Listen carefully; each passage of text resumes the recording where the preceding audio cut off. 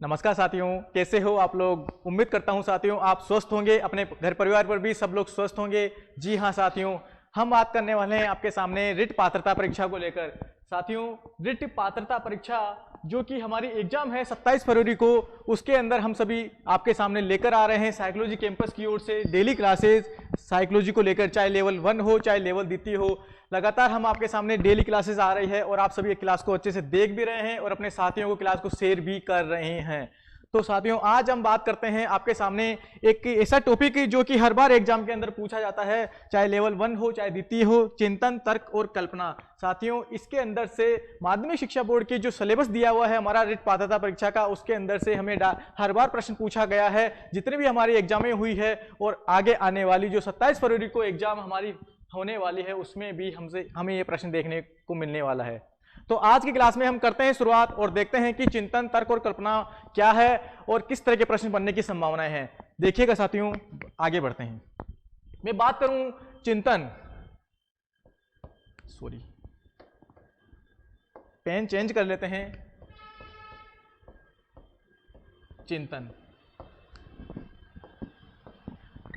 चिंतन साथियों, चिंतन की अगर बात करी जाए तो चिंतन को हम देखें, चिंतन क्या है। चिंतन एक क्या है, चिंतन एक मानसिक चिंतन एक मानसिक क्रिया का क्या है, मानसिक क्रिया का ज्ञानात्मक पहलू है। कौन सा? ज्ञानात्मक पहलू है। अब मैं बात करूं आपके सामने साथियों चिंतन को लेकर। चिंतन में आपको सीधी सी भाषा में बताऊं कि हम जो भी हमारा सोचने विचारने की जो क्षमता होती है, तर्क वितर्क करने की जो क्षमता होती है, समस्या समाधान करने की जो क्षमता होती है, वह क्या कहलाती है? वह सबकी सब एक ही है साथियों, क्या है? चिंतन। अब इसके अंदर मैं बात करूं तर्क वितर्क, इसमें मैं बात करूं समस्या समाधान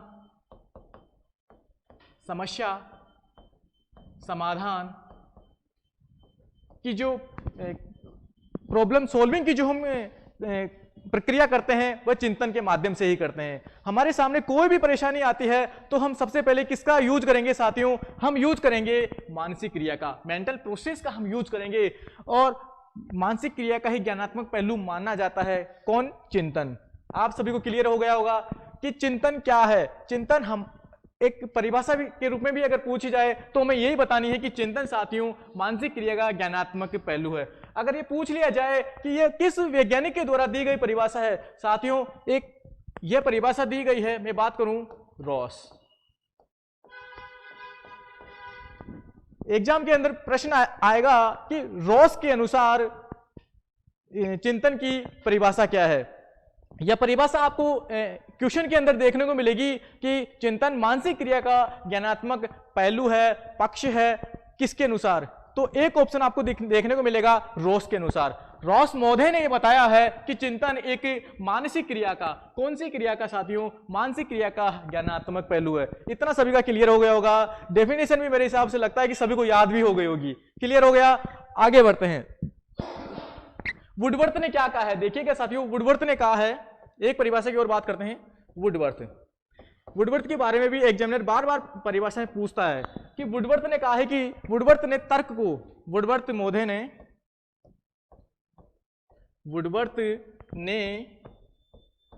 ने तर्क को क्या कहा है? वुडवर्थ ने तर्क को मानसिक देखिएगा साथियों क्या कहा है? मानसिक अनुसंधान बताया है। क्या कहा है? मानसिक अनुसंधान। बहुत अच्छा। किसने बताया है? वुडवर्थ ने। तो वुडवर्थ ने तर्क को क्या बताया है? मानसिक अनुसंधान। मानसिक अनुसंधान का मतलब है साथियों कि दिमाग के माध्यम से नई नई खोजबीन करना, रिसर्च करना। किसके माध्यम से? मानसिक क्रिया के माध्यम से, तर्क के माध्यम से। ये किस वैज्ञानिक के द्वारा दी गई है परिभाषा? ये दी गई है वुडवर्थ के द्वारा। आपको यहाँ क्लियर हो गया होगा। दो परिभाषाएं आप अच्छे से याद कर लीजिए। पहली परिभाषा हमने बताई, आप मुझे बताएंगे कि मानसिक क्रिया चिंतन चिंतन एक मानसिक क्रिया का ज्ञानात्मक पहलू है। ये किस वैज्ञानिक के द्वारा बताई गई है? आप सभी का आंसर है रोज के द्वारा। ठीक है, अगला प्रश्न अगर मैं आपसे पूछूं कि तर्क को मानसिक अनुसंधान किसके द्वारा बताया गया है? आपका आंसर है वुडवर्थ के द्वारा। बहुत अच्छा आंसर सभी का। अब हम साथियों आगे बात करें कि चिंतन की जो प्रक्रिया है इसके अंदर हमसे आगे कौन कौन से प्रश्न पूछे जा सकते हैं। एक दो प्रश्नों की बात कर ली जाए तो प्रश्न भी हम आपके सामने लेकर आते हैं और देखते हैं कि चिंतन के साधन कौन से हैं। चिंतन के साधन, अभी इनमें से ही बहुत सारे प्रश्न आपके सामने लेकर आऊंगा और आप बेधड़क आप इन आंसरों को भी करने वाले हैं। चिंतन के साधन, अब चिंतन के साधन देखिएगा आप कौन कौन से चिंतन के साधन है। एक तो साथियों है प्रतिमा। कौन सा है? प्रतिमा। प्रतिमा का मतलब है कि हमारे सामने कोई भी अगर प्रॉब्लम आती है तो हम सबसे पहले दिमाग के अंदर क्या बनाते हैं? प्रतिमा बनाते हैं, इमेजिनेशन बनाते हैं। बनाते हैं नहीं बनाते हैं? सभी लोग बनाते हैं। अगर हमसे आगे की बात करें, संकेत एवं चिन्ह, संकेत एवं चिन्ह। अगली बात करें साथियों हम तो हमारा होगा भाषा। अगली बात करें तो होगा हमारा साथियों संप्रत्यय। संप्रत्यय सही लिखा है? संप्रत्यय यानी कि कॉन्सेप्ट। तो चिंतन के साधन कितने प्रकार के हैं हमें ध्यान में रखना है। चिंतन के साधन हमें पूछे जाए तो कितने प्रकार के बताना है? 4 प्रकार के। चिंतन के 4 साधन हैं। कौन कौन से साधन हैं? पहला है साथियों प्रतिमा, प्रतिमा। दूसरा है संकेत व चिन्ह। तीसरा है भाषा और चौथा है संप्रत्यय। ये सारे के सारे क्या है? चिंतन के साधन हैं। यानी कि जो हमारे सोचने समझने की जो प्रोसेस होती है वह इनके माध्यम से होती है। हम संप्रत्यय यानी कि हम कॉन्सेप्ट दिमाग के अंदर बनाते हैं। नई नई चीजों को करने के लिए, हम उनको सोल्व करने के लिए हम क्या बनाते हैं? दिमाग में संप्रत्यय बनाते हैं।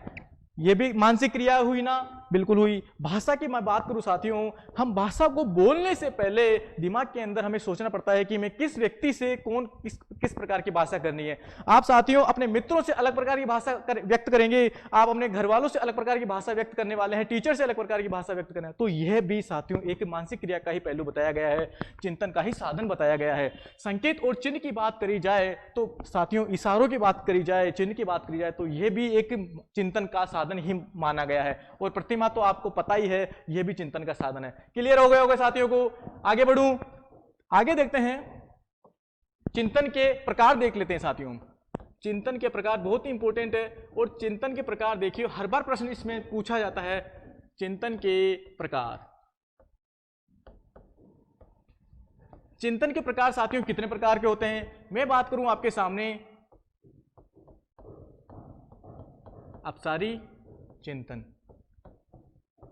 कौन सा चिंतन? अपसारी चिंतन। अगला मैं पूछूं कौन सा है तो आप सभी का जवाब होगा अभिसारी चिंतन। बहुत अच्छा, अभिसारी चिंतन। साथियों आप देखिएगा कि अपसारी चिंतन और अभिसारी चिंतन में पॉजिटिव और नेगेटिव कौन सा है? अपसारी चिंतन साथियों एक प्रकार से कैसा चिंतन माना जाता है? सृजनात्मक, सृजनात्मक चिंतन का रूप माना जाता है। यानी कि सकारात्मक, सकारात्मक, सकारात्मक रूप माना जाता है। जबकि मैं आपसे पूछूं कि अभिसारी चिंतन कैसा चिंतन माना जाता है तो साथियों यह एक नकारात्मक रूप है। कौन सा है? नकारात्मक रूप है। अब कैसे है सकारात्मक और नकारात्मक, इसकी भी हम बात कर लेते हैं साथियों। अपसारी चिंतन के अंतर एक ये चिंतन ऐसा चिंतन माना जाता है कि इसमें सोचने विचारने की जो क्षमताएं होती है वो खुली होती है, ओपन होती है, कोई बंदोबस्त इसमें नहीं होता है। हमसे एग्जाम के अंदर प्रश्न पूछे जाते थे कि वायु प्रदूषण के कौन कौन से घटक हैं, तो आप इनमें कोई सा भी यानी कि चारों तरफ से आप उत्तर दे सकते हैं। जल के द्वारा, हवा, अग्नि, किसी के माध्यम से भी आप इसका उत्तर दे सकते हैं। यानी कि अपने सोचने समझने के माध्यम से दिया जाने वाला उत्तर आपका होगा अभिसारी चिंतन। अगर आपसे प्रश्न पूछ लिया जाए कि 4 ऑप्शन आपके सामने हैं, प्रश्न के अंदर 4 ऑप्शन आपके सामने हैं और एक पर ही आपको टिक करना है, तो आप इसमें किसका उदाहरण होगा? वह होगा अभिसारी चिंतन। अभिसारी चिंतन साथियों अपने आप में एक क्लोज है, बंद है, यानी कि मैं कहूं बंद प्रश्नों की जो श्रृंखला देखने को मिलती है वह अभिसारी चिंतन के अंदर देखने को मिलती है। इस चिंतन के अंदर बच्चों का जो दिमाग होता है वह बंद रहता है, खुला नहीं रहता है, जबकि अपसारी चिंतन के अंदर बच्चे सृजनात्मक तरीके से नई नई रचनाएं करते हैं, शोध करते हैं, अनुसंधान करते हैं, जबकि अभिसारी चिंतन के अंदर बच्चों में नकारात्मकता की भावना पैदा होती है, नेगेटिविटी बच्चों में आती है। तो बच्चों का अगर विकास करना है हमें, तो किस चिंतन पर ज्यादा जोर देना होगा? हमें देना होगा अपसारी चिंतन पर। क्लियर हो गया होगा साथियों? अभी और अच्छे से क्लियर हो जाएगा, टेंशन नहीं लेने का। हम बहुत सारे प्रश्न देखने वाले हैं और साथियों आप मानोगे नहीं कि बहुत सारे प्रश्न पूछे भी गए हैं अपसारी और अभिसारी चिंतन को लेकर। माध्यमिक शिक्षा बोर्ड का तो सीधा सा एक ही फंडा रहने वाला है कि बच्चों में ज्यादा से ज्यादा कौन से चिंतन को बढ़ावा देने की बात करता है? अपसारी चिंतन की। और इसीलिए ही यह जो हमें टीचर बनाने के लिए जो हमारी एग्जाम लेता है, यानी कि रिट पात्रता परीक्षा में बात करूं, आगे आने वाली तृतीय श्रेणी भर्ती परीक्षा में अभिसारी चिंतन के बहुत सारे प्रश्न हमसे पूछे गए हैं और पूछेगा आगे आने वाली एग्जाम के अंदर। तो आप सभी साथी तैयार हो जाएं, हम लेकर आने वाले हैं अब प्रश्नों को लेकर। अब आप सभी प्रश्नों के उत्तर देने के लिए तैयार हो जाएं साथियों। हम एक एक प्रश्न को आपके सामने लेकर आए हैं, प्रश्न पढ़ेंगे अच्छे से और अच्छे से इनके उत्तर भी देखेंगे। देखिएगा, चिंतन प्रारंभ होने के लिए क्या आवश्यक है? चिंतन प्रारंभ होने के लिए क्या आवश्यक है? क्या पूर्व अनुभव हमें होना चाहिए? क्या हमें भाषा का ज्ञान होना चाहिए? क्या हमें तर्क का ज्ञान होना चाहिए? या फिर समस्या होनी चाहिए? साथियों हम सोचना विचारना कब शुरू करेंगे बताइएगा? कब हम चिंतन प्रारंभ करने के लिए क्या करेंगे? 4 ऑप्शन आपके सामने हैं, कौन सा ऑप्शन चुनूं मैं? डी ऑप्शन, यानी कि 4 ऑप्शन आप सभी का राइट हो जाएगा। बहुत अच्छा सभी का। साथियों समस्या जब आपको होगी तभी तो हम मानसिक क्रिया का उपयोग में लेकर उस समस्या को क्या करेंगे? दूर करेंगे। क्लियर हो गया साथियों? अगला प्रश्न देखिएगा, अगला प्रश्न कह रहा है साथियों, चिंतन अनिवार्य रूप से है एक। चिंतन अनिवार्य रूप से क्या है? एक संज्ञानात्मक गतिविधि है, यह एक मनोवैज्ञानिक गतिविधि है, या फिर एक मनोगतिक प्रक्रिया है, या फिर एक भावनात्मक व्यवहार है? कौन सा इसमें आप उत्तर करने वाले हैं? सभी साथी इसका आंसर करेंगे कि चिंतन यानी कि सोचने विचारने की जो हमारी क्षमताएं हैं वह अनिवार्य रूप से क्या है। 4 ऑप्शनों में से एक ऑप्शन आप सभी का राइट होने वाला है और वह है आपका फर्स्ट ऑप्शन। यानी कि साथियों हमने अभी जस्ट बात ही की है कि चिंतन एक मानसिक क्रिया है। मानसिक क्रिया का मतलब मानसिक क्रिया का दूसरा रूप ही माना जाता है संज्ञानात्मक विकास, यानी कि कॉग्निटिव डेवलपमेंट, जिसका सिद्धांत किसके द्वारा दिया गया है? आप सभी साथी बताएंगे, जीन पियाजे के द्वारा। क्लियर हो गया साथियों? संज्ञानात्मक गतिविधि है कौन? चिंतन। आगे बढ़ते हैं और देखते हैं अगला बेहतरीन क्वेश्चन कि चिंतन मानसिक क्रिया का पहलू है। डायरेक्ट सीधा पूछा गया है, लाइन टू लाइन प्रश्न आपके सामने आ रहे हैं साथियों कि चिंतन मानसिक क्रिया का कौन सा पहलू है? क्या ये ज्ञानात्मक पहलू है? क्या ये क्रियात्मक पहलू है? क्या ये भावनात्मक पहलू है? या इनमें से कोई नहीं है? साथियों कौन सा ऑप्शन आप सभी करने वाले हैं इसके अंदर? इसमें करने वाले हैं फर्स्ट ऑप्शन। बहुत अच्छा, ज्ञानात्मक पहलू है।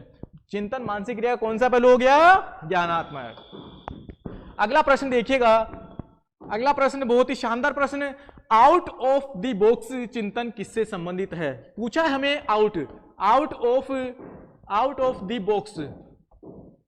आउट ऑफ द बॉक्स के बारे में बात करी है साथियों हमसे। क्या ये अनुकूलन चिंतन है? क्या ये अपसारी चिंतन है? क्या ये स्मृति आधारित चिंतन है? या फिर ये अभिसारी चिंतन है? बताइएगा साथियों। चिंतन के प्रकार हमने जस्ट अभी पढ़े हैं आपके सामने और उन्हीं में से डायरेक्ट पूछा गया प्रश्न है कि चिंतन के आउट ऑफ द जो बॉक्स है वह किस चिंतन से संबंधित है? आप सभी का एक ही ऑप्शन होगा इसमें, बिल्कुल राइट है, सी ऑप्शन। साथियों हमने बात करी है यहां पर अपसारी चिंतन की, और अपसारी चिंतन बच्चों के अंदर सृजनात्मकता पैदा करता है, रचनात्मकता पैदा करता है। एनसीएफ 2005 भी यही बात कहता है कि बच्चों में ज्यादा से ज्यादा सृजनात्मक क्षमताएं पैदा करनी है। किसके माध्यम से? अपसारी चिंतन के माध्यम से। तो इन्होंने आउट ऑफ द बॉक्स की बात की है। आउट ऑफ द बॉक्स का मतलब है कि साथियों यानी कि एक ओपन इन्वायरमेंट बच्चों के सामने एक ऐसा बॉक्स लाना है जिसमें खुला वातावरण हो, कोई भी बंदोबस्त इसमें नहीं होना चाहिए साथियों। क्लियर हो गया होगा साथी? आगे बढ़ते हैं, अगला प्रश्न देखिएगा। अगला प्रश्न कह रहा है कि निम्नलिखित में से कौन सा सृजनात्मक से संबंधित है? सृजनात्मक का आप मतलब समझ चुके हैं, तो आप आंसर भी दीजिएगा। अब क्या ये अपसारी चिंतन से संबंधित है, क्या ये सांवेगिक चिंतन से संबंधित है, क्या ये अभिसारी चिंतन से संबंधित है, या फिर ये अहंवादी चिंतन से संबंधित है। बताइए साथियों, पूछा गया है प्रश्न कि निम्नलिखित में से कौन सा सृजनात्मकता से संबंधित है। सृजनात्मकता से संबंधित हमने बताया था अभी पहले ही। कौन सा आंसर होगा इसमें, आप सभी का होगा इसमें ए, फर्स्ट ऑप्शन, यानी कि ए, अपसारी चिंतन। क्लियर हो गया होगा साथियों। अगला प्रश्न क्या है, अगला प्रश्न कह रहा है साथियों कि एक भाषा शिक्षक कक्षा में कविता का विवरण समझाकर कक्षा में कविता पढ़ा रहा है।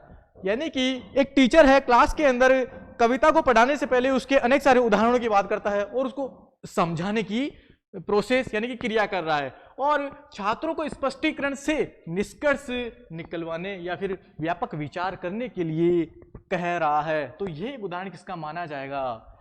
साथियों, हमें पता है कि एग्जामिनर हमसे उदाहरण के माध्यम से यानी कि एक लंबा चौड़ा उदाहरण पूछेगा और पूछेगा कि ये किसका रूप है, क्या ये आगमनात्मक का है, निगमनात्मक का है, अपसारी है, अभिसारी है।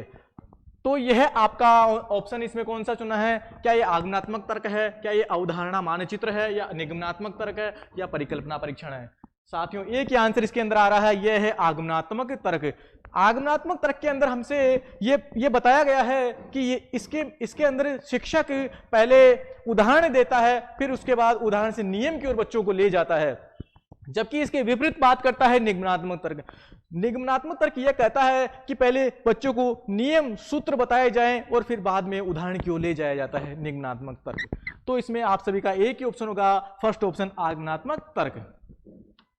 अगला प्रश्न देखिएगा और सभी साथी जवाब भी देंगे इसका कि निगमनात्मक तर्कणा में शामिल है। क्या शामिल है निगमनात्मक तर्कणा में, क्या विशिष्ट से सामान्य की ओर तर्कणा की जाती है इसमें, या फिर ज्ञान का सक्रिय निर्माण और पुनः निर्माण किया जाता है इसमें, या फिर अन्वेषण परक सीखना और खोज स्वतः खोज परक संबंधी पद्धतियां इसमें आती है, या फिर सामान्य से विशिष्ट की ओर तर्कणा इसमें की जाती है।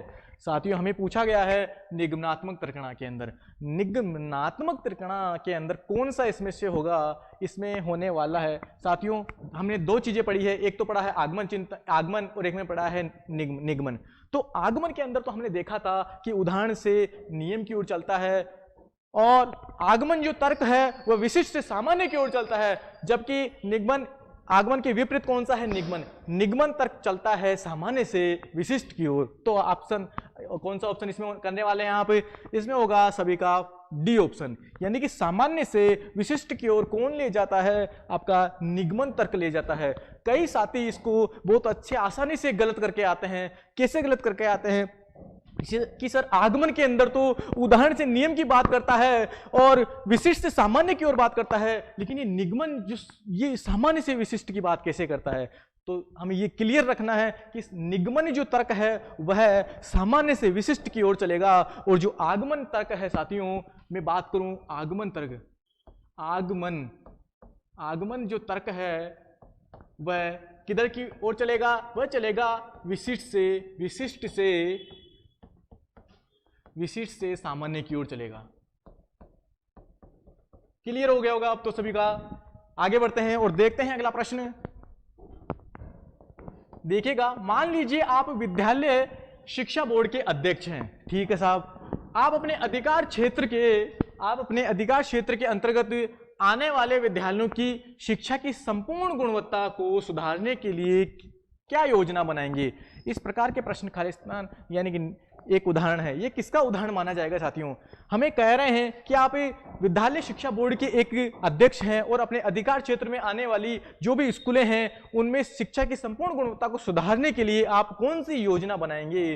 तो इस प्रकार के प्रश्न हमसे पूछे जा रहे हैं कि ये किसका उदाहरण है। ये उदाहरण किसका है, निम्न स्तरीय अभिसारी का है, निम्न स्तरीय अपसारी का है, या उच्च स्तरीय अभिसारी का है, या उच्च स्तरीय अपसारी चिंतन का है। बताइए साथियों, बहुत ही शानदार प्रश्न माध्यमिक शिक्षा बोर्ड के द्वारा हमें पूछा भी गया है पिछले एग्जामों के अंदर ये प्रश्न, कि ये उदाहरण हमें लंबा चौड़ा उदाहरण देके पूछा गया है। तो यह एक योजना बनाई जा रही है बच्चों की संपूर्ण गुणवत्ता को लेकर, शिक्षा की गुणवत्ता को लेकर। तो यह उदाहरण होगा साथियों उच्च स्तरीय अपसारी। सभी का 4 ऑप्शन यानी कि डी ऑप्शन राइट हो जाएगा, उच्च स्तरीय अपसारी चिंतन। और अपसारी चिंतन आप सभी ने अच्छे से क्लियर कर रखा है। अगला प्रश्न देखिए साथियों, अगला प्रश्न क्या कह रहा है, कृतिका अक्सर घर में ज्यादा बात नहीं करती, घर में ज्यादा बात नहीं करती है वह, लेकिन विद्यालय में वह काफी बात करती है। ये क्या दर्शाता है? एक बालिका की बात की जा रही है कि वह विद्यालय में ज्यादा बात करती है, घर पर ज्यादा बात नहीं करती है। देखते हैं, शिक्षकों की मांग होती है कि बच्चे विद्यालय में खूब बात करें। कृतिका को अपना घर बिल्कुल भी पसंद नहीं है, ऐसा भी नहीं है। उसके विचारों को विद्यालय में मान्यता मिलती है, या फिर विद्यालय हर समय बच्चों को खूब बात करने का अवसर देता है। क्या विद्यालय बच्चों को हर समय ही खूब बात करने का अवसर देगा तो पढ़ाया कब जाएगा? ये भी नहीं है। तो कौन सा ऑप्शन इसके अंदर होगा साथियों? इसमें आप सभी का ऑप्शन होने वाला है, कौन सा होगा बताइए? सी ऑप्शन राइट हो जाएगा इसमें, बिल्कुल राइट सभी का। थर्ड ऑप्शन है कि कृतिका को इसमें क्या है कि घर पर तो ज्यादा बात नहीं कर रही है, लेकिन विद्यालय में काफी बात इसलिए करती है क्योंकि विद्यालय में कृतिका के जो भी विचार हैं उनको ज्यादा मान्यता यहाँ पर मिल रही है। टीचर उनसे प्रश्न अच्छे से पूछते हैं तो वह अपने खुलकर अपने विचारों को सबके सामने प्रकट करती है। क्लियर हो गए होंगे साथियों? थर्ड ऑप्शन सभी का इसमें राइट है। अगला प्रश्न हमारा है, देखिएगा अगला प्रश्न क्या कह रहा है। चिंतन मानसिक क्रिया का ज्ञानात्मक पहलू है, पूछा गया है साथियों, प्रश्न पूछा गया है, लाइन टू लाइन क्वेश्चन है। चिंतन मानसिक क्रिया का ज्ञानात्मक पहलू है, यह परिभाषा किसके द्वारा दी गई है? क्या ये वॉरेन के द्वारा, क्या ये वॉलेंटाइन के द्वारा, या रॉस के द्वारा, या फिर स्किनर के द्वारा? एक ही आंसर होगा, कौन सा होगा? बी ऑप्शन, यानी कि रॉस महोदय के द्वारा बताया गया है कि चिंतन मानसिक क्रिया का ज्ञानात्मक पहलू है। अगला प्रश्न और देख लेते हैं। प्रश्न है हमारा, ये निम्न चित्र उदाहरण है। हमारे सामने एक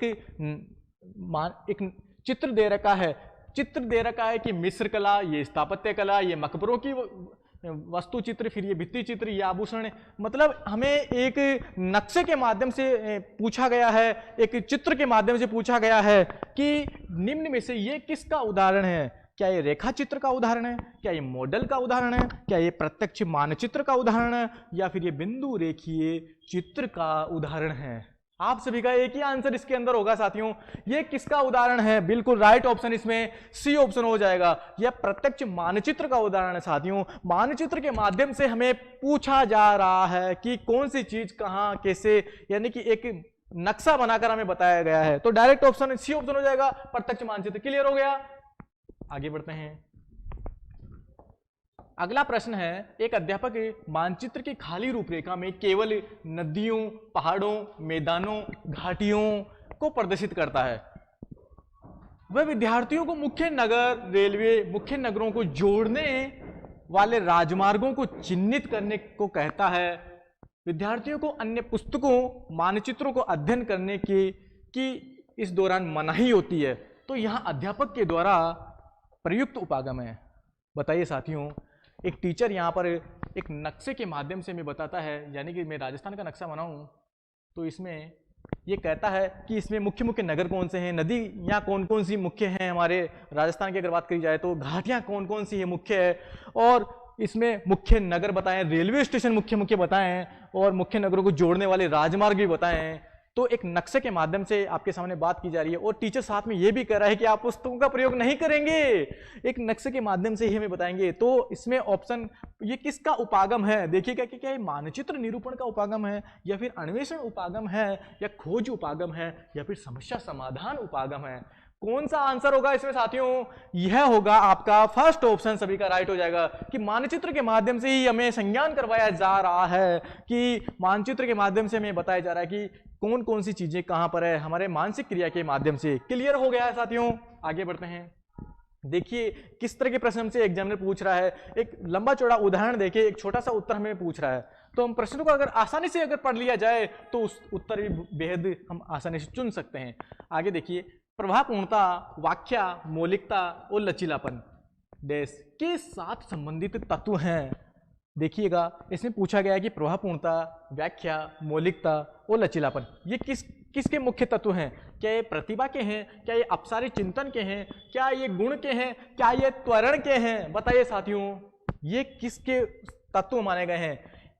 प्रभावपूर्णता यानी कि बच्चों के अंदर सृजनात्मकता पैदा करना, बच्चों के पाठ्यक्रम, बच्चों के अनुसार ही हमें पाठ्यक्रम अपनाना, यानी कि लचीलापन पाठ्यक्रम अपनाना, बच्चों की जो भी रुचि होती है उसके अनुसार ही हमें मौलिकता लाना, और व्याख्यात्मक रूप से बच्चों को शिक्षण क्रिया में करवाना।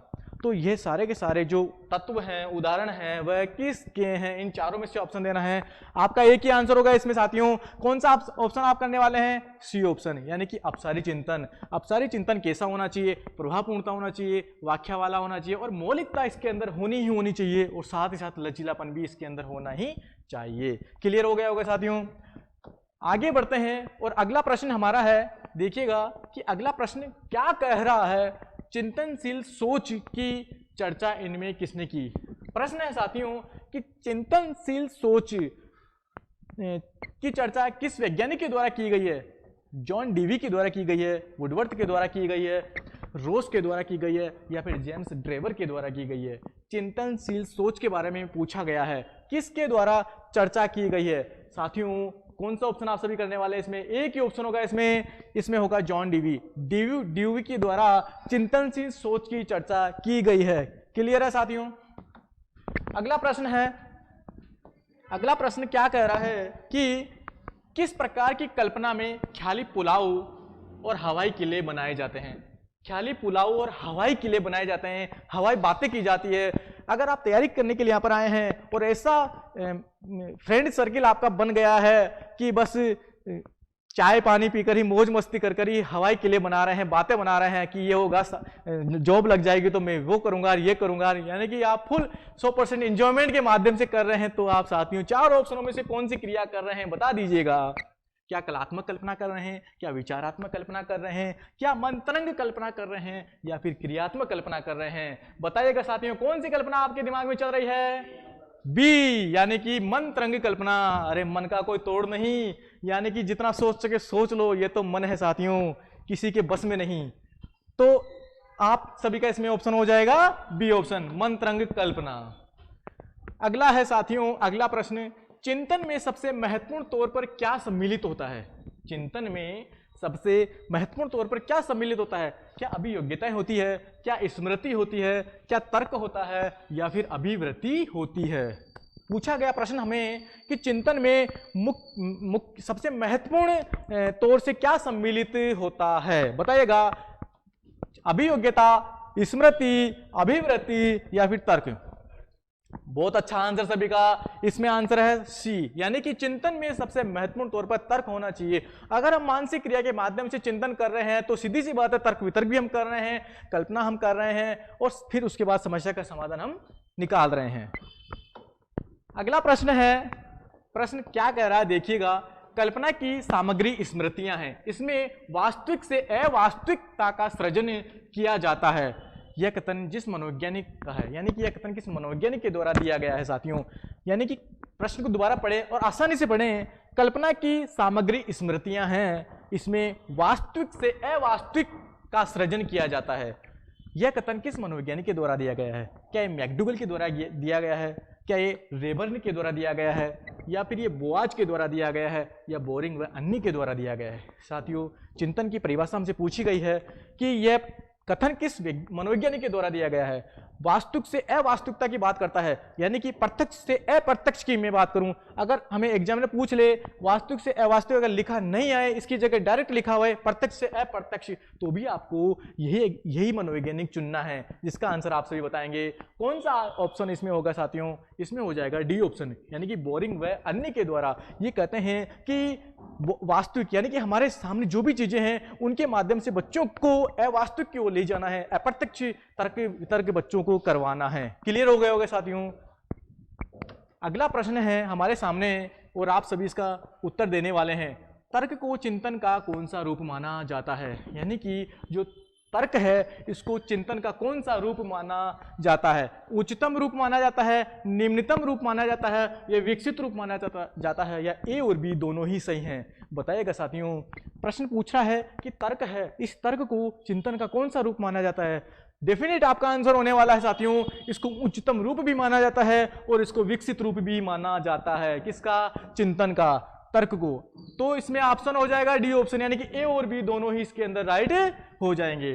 अगला प्रश्न है, अगला प्रश्न क्या कह रहा है हमारे, देखिएगा, कौन से तर्क में व्यक्ति निरीक्षण, प्रयोगीकरण व सामान्यीकरण से गुजरता है? आसानी से आप सभी उत्तर देंगे। आगमन तर्क होगा, निगमन होगा, या फिर सादृश्यवाची तर्क होगा या फिर आलोचनात्मक तर्क होगा। बहुत ही आसान प्रश्न आपके सामने है साथियों। प्रश्न कह रहा है कि कौन से तर्क के अंदर व्यक्ति निरीक्षण करेगा, प्रयोग करेगा और फिर सामान्यीकरण की बात करेगा। कौन से तर्क में होगा? इसमें थोड़ा आसान बना देता हूं, ये भी नहीं होने वाला है, ये भी नहीं होने वाला। अब दो में से आप चुन लीजिए, दो ऑप्शनों में से ही आपको चुनना है साथियों। अब तो बता दीजिए कि कौन सा होगा। सामान्य से विशिष्ट की बात की जा रही है या फिर विशिष्ट से सामान्य की बात की जा रही है? आप मुझे बताएं। विशिष्ट से सामान्य की बात की जा रही है, बहुत अच्छा। इसका मतलब आपका आंसर इसके अंदर निकल चुका है। विशिष्ट से सामान्य की बात की जा रही है तो ऑप्शन नंबर 1 आपने चुन लिया है साथियों। आगमन तर्क की बात की जा रही है कि इसमें निरीक्षण करेंगे, प्रयोग करेंगे, यानी कि फील्ड के माध्यम से हम ऑब्जर्वेशन करेंगे, निरीक्षण प्रयोग करेंगे, फिर हम सामान्यीकरण करेंगे, फिर नियमों की तरफ बढ़ेंगे। कौन कहता है? ये कहता है आगमन चिंतन, आगमन तर्क। क्लियर हो गया? आगे बढ़ते हैं। अगला प्रश्न है, अगला प्रश्न क्या कह रहा है साथियों? देखी हुई किसी वस्तु की अनुपस्थिति में, देखी हुई किसी भी वस्तु की अनुपस्थिति में स्मृति के आधार पर सबसे पहले मस्तिष्क में क्या बनती है? क्या प्रतिमा बनती है, क्या स्मृति बनती है, क्या कल्पना बनती है, या फिर अनुसंधान, रिसर्च हम करते हैं कि हमने कोई भी वस्तु देखी, उस वस्तु के माध्यम से हमने उस स्मृति के आधार पर हमारे दिमाग में सबसे पहले क्या बनेगी? साथियों, आप क्लासरूम के अंदर बैठे बैठे अगर किसी बाहरी वातावरण की अगर आप सोच रहे हैं तो आपके दिमाग के अंदर सबसे पहले क्या बनेगी? बताइएगा। बहुत अच्छा आंसर लवकुश जी का, बहुत अच्छा। फर्स्ट ऑप्शन राइट है, प्रतिमा सबसे पहले हमारे दिमाग के अंदर बनेगी, उसके बाद ही तो हम सोचना विचारना शुरू करेंगे। ठीक है साथियों। अगला प्रश्न है, प्रश्न क्या कह रहा है? प्रश्न कह रहा है कि पूर्व ज्ञान व स्मृति के आधार पर, पूर्व ज्ञान व स्मृति के आधार पर पूर्व प्रेक्षित तथ्यों को नवीन रूप में प्रस्तुत करना, यानी कि पहले के जो भी तथ्य हैं उनको नया रूप देना, नए रूप में प्रस्तुत करना कहलाता है। क्या वह स्मरण कहलाता है? क्या वह कल्पना कहलाता है? क्या वह विस्मरण कहलाता है? या फिर वह चिंतन कहलाता है? बताइए साथियों। शानदार प्रश्न आपके सामने है कि पहले के जो भी तथ्य हैं उनको नया रूप देकर पूर्व ज्ञान और स्मृति के आधार पर क्या कहलाएगा? सीधा सा ऑप्शन सभी का आ रहा है कि वह कल्पना कहलाएगी, इमेजिनेशन कहलाएगी साथियों। क्लियर हो गया होगा सभी का। अगला प्रश्न है साथियों हमारा, देखिए अगला प्रश्न कह रहा है कि वह कल्पना जिसका प्रयोग भौतिक पदार्थों के निर्माण में किया जाता है। कौन से पदार्थों में? भौतिक पदार्थ, भौतिक पदार्थों के निर्माण में किया जाता है, तो वह क्या कहलाती है? क्या वह उत्पादक कल्पना कहलाती है? क्या वह सृजनात्मक कल्पना कहलाती है? या फिर वह रचनात्मक कल्पना कहलाती है? या पुनरुत्पादन कल्पना कहलाती है? 4 ऑप्शनों में से एक ऑप्शन चुनना है। प्रश्न दोबारा देख लीजिए, गलत नहीं देना आंसर।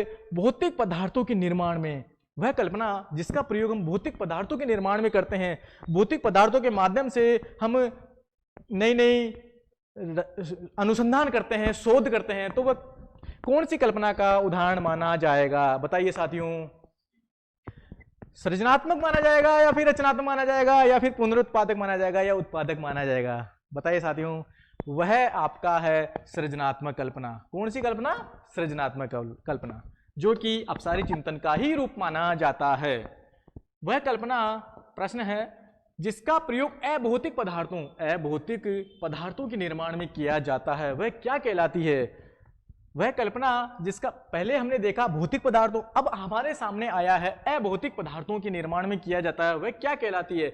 आदानात्मक कल्पना, उत्पादन कल्पना, या फिर सौंदर्यात्मक कल्पना, या फिर सृजनात्मक कल्पना? साथियों, इसका आंसर आप सभी करने वाले हैं कि अभौतिक जो हमारे सामने नहीं है, हम उनकी कल्पना दिमाग के अंदर सोच कर प्रयोग कर रहे हैं, तर्क वितर्क कर रहे हैं, समस्या का समाधान निकाल रहे हैं और नई चीजों का निर्माण कर रहे हैं, तो इसका मतलब इसमें भी आप सृजनात्मक चिंतन का ही उपयोग कर रहे हैं। क्लियर हो गया?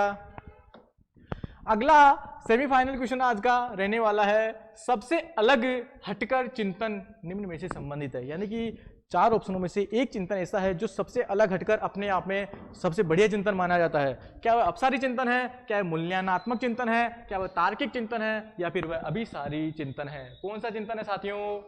सभी का आंसर कौन सा होगा इसमें? फर्स्ट ऑप्शन, यानी कि अपसारी चिंतन।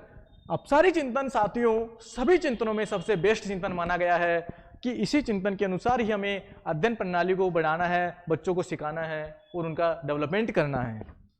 अगला और आज का लास्ट प्रश्न, अंतिम प्रश्न है और आप सभी इसका बिल्कुल सही उत्तर देंगे। सभी बच्चे को सृजनात्मक विचारों के लिए प्रोत्साहित कर सकता है। सभी बच्चों को सृजनात्मक विचारों के लिए क्या प्रोत्साहित कर सकता है? 4 ऑप्शनों में से एक ऑप्शन है जो नहीं करेगा और 3 ऑप्शन बिल्कुल पॉजिटिव होंगे, एक नेगेटिव होगा। उन्हें उत्तर कंटेस्ट करने के लिए कहकर, उन्हें प्रत्यास्मरण आधारित प्रश्न पूछकर, उन्हें बहुविकल्पी प्रश्न देकर, या फिर उन्हें समस्या समाधान के लिए विभिन्न तरीकों से सोचने समझने के लिए कहकर। बताइएगा साथियों, सबसे मोटिवेट कौन सा इनमें करेगा सृजनात्मक विचारों के लिए? एक शिक्षक को बच्चे के लिए बच्चे में नए नए विचार पैदा करने के लिए, नई नई रचनाएं करने के लिए, मोटिवेट करने के लिए कह रहा है। कौन सा ऑप्शन इसमें कह रहा है साथियों? बहुत अच्छा आंसर सभी का। इसमें डी ऑप्शन आ रहा है कि उन्हें समस्या समाधान के लिए बच्चों को अनेक या विभिन्न प्रकार से, विभिन्न तरीकों से सोचने समझने के लिए कहकर ही बच्चों को क्या करेगा? प्रोत्साहित करेगा समस्या समाधान करने के लिए। तभी तो वह अपनी समस्या को दूर कर पाएगा, यानी कि अपसारी चिंतन बच्चों के अंदर पैदा करेगा, नई नई रचनाएं बच्चों में पैदा करेगा। एनसीएफ 2005 की बात करूं, चाहे राइट टू एजुकेशन 2009 की बात करूं, चाहे एनईपी 2020 की बात करूं, ये क्या कहती है? यह भी सृजनात्मक विचारों की ही बात करती है, यह भी अपसारी चिंतन की ही बात करती है, और यह भी बच्चों में समस्या समाधान के विभिन्न तरीके सोचने समझने के लिए ही कहती है कि बच्चों को बिना बोझ की शिक्षा दी जाएगी। यह कहती है बस्ते का जो बोझ है उसको दूर किया जाएगा और सृजनात्मक विचार बच्चों के अंदर पैदा किए जाएंगे। ये कौन कहता है? ये हमारी भारतीय शिक्षा प्रणालियां कह रही है। तो हमें भी इसी के माध्यम से आगे बढ़ना है और सभी बच्चों को यही बताना है। तो साथियों, आज की क्लास में हमने देखा कि चिंतन, तर्क और वितर्क को लेकर बात की गई। इसके अंदर से आप अपनी जो आने वाली रिट पात्रता परीक्षा 27 फरवरी को, उसमें प्रश्न देखने को मिलने वाले हैं और आपके सामने ये क्लियर हो चुका है कि किस तरह के प्रश्न पूछे भी गए हैं और किस तरह के प्रश्न बनते हैं एग्जाम के अंदर। हमसे एग्जामिनर जो माध्यमिक शिक्षा बोर्ड के अंदर जो एग्जामिनर है वो कौन कौन से प्रश्न बनने की संभावना बनती है। तो एक इमेजिनेशन, एक चिंतन, तर्क आपके सामने, आपके दिमाग में भी, आपकी मानसिक जो क्रिया है उसमें भी पैदा हो गया है कि हमें किस तरह तैयारी को और मजबूत करना है साथियों। तो साथियों, आज के लिए इतना ही बहुत है। मिलते हैं अगली क्लास में अगले वीडियो के साथ। आप सभी को धन्यवाद। और आज के सेशन को सभी साथियों के साथ आप शेयर करने वाले हैं और अपने जो साइकोलॉजी कैंपस चैनल है उसको सब्सक्राइब भी करने वाले हैं। थैंक यू साथियों।